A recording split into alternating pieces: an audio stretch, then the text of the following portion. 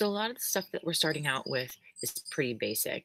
Overhead presses, bicep curls, tricep kickbacks, excuse me, stuff like that. As we go, I'll make things a little bit harder for you, so don't get discouraged. But these classic moves are really the best anyway. So there's no reason really to get fancy. I'm not saying fancy moves are bad, but sometimes people get really excited about the newest, flashiest thing, and um, you don't really need it. Just concentrate on the weight that you're lifting, mind the muscle, your form on point. You'll be fine. So today we are going to do a renegade row. I really like the renegade row, but I do see a lot of errors in it in my class.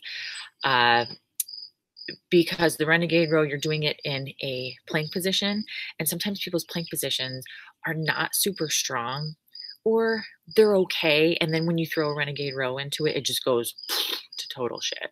So if you're going to do a renegade row from the plank position, make sure your positioning of the plank is correct before you even start. So your shoulders need to be lined up over your wrists. You need to have a straight line from the top of your head all the way to your feet. Straight line.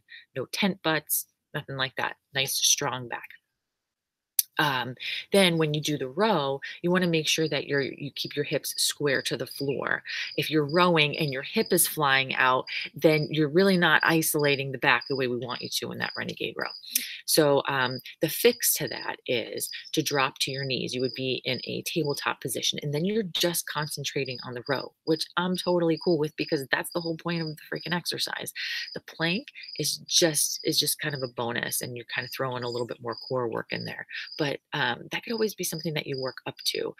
Remember, modifying, people look at that word like it's a bad thing. It's totally not. It's you really want to get that form down before you start doing planks and other stuff in there. So let me show you both versions.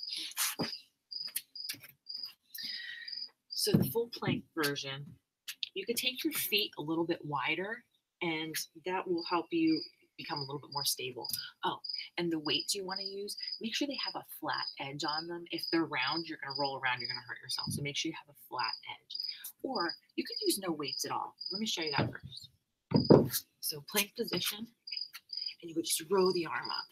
See that high elbow? I'm going to keep my hips square to the floor, and I'm really squeezing my shoulder blades together. Lower down nice and slow. So you could do this without weights.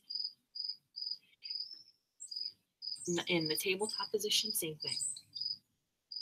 If you're working mind to muscle and you're really paying attention to what you're doing, weights, full planks, not really necessary. But if you really want to challenge yourself and you feel like you have your form down, go ahead with that full plank renegade row. If you feel like your plank form is going out the window, drop to your knees, squeeze up, lower down nice and slow. Squeeze up, lower down nice and slow. You're going to do 5 each side for a total of 10 reps. 3 sets, 60-second rest in between. See you later. Stop looking at my boobs.